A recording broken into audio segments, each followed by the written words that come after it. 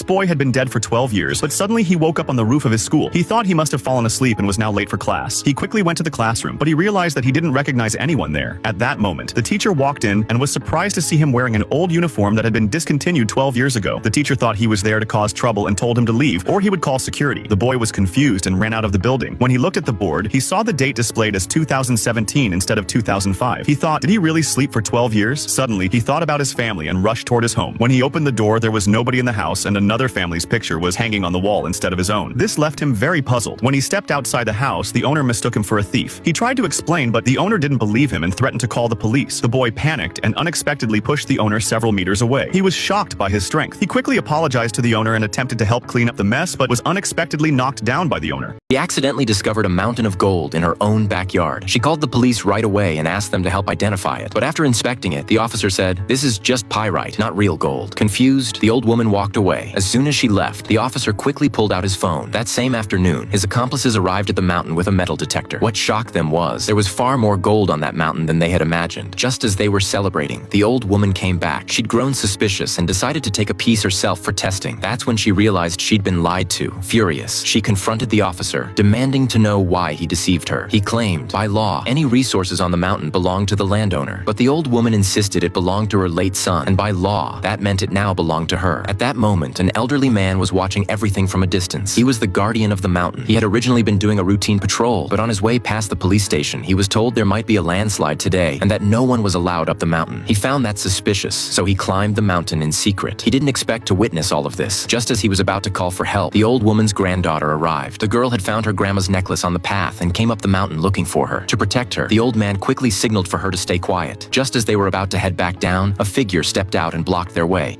This woman took off her shirt, asked the man to sign her back. Turns out John was the guy who played the gorilla. Lucy was totally impressed by him, but as John was about to leave, Lucy grabbed his hand again, asked for his contact info. John refused right away. He didn't want his life disrupted. Lucy promised she'd never bother him, but John didn't believe her. Lucy explained having his info would push her to live better every day. Still, John said no. He realized Lucy was an obsessed fan. John faked, yelled "There's a gorilla over there," then ran off. Lucy felt wronged when she realized she'd been tricked, but 3 days later, Lucy stopped John again. When John heard she'd waited for him here for 3 days, he got scared. Lucy asked for his phone number once more to make John get to know her. She told him everything, even how many people were in her family. John was stuck. He tried tricking her again, but it didn't work. Then John spotted his co-worker, yelled out "Jessica." When Lucy heard John call her honey, she figured out what was happening. John kept winking at her too. Jessica played along at first, but when she heard John had tricked Lucy twice to get rid of her, she got furious at his behavior. John promised her lots of perks. Jessica agreed to keep acting. Lucy was happy they'd made up. Then John, looking desperate, was dragged away by Jessica. But when they got to a cafe, Jessica turned to Lucy. "Do you really want to be with him?" John was completely shocked.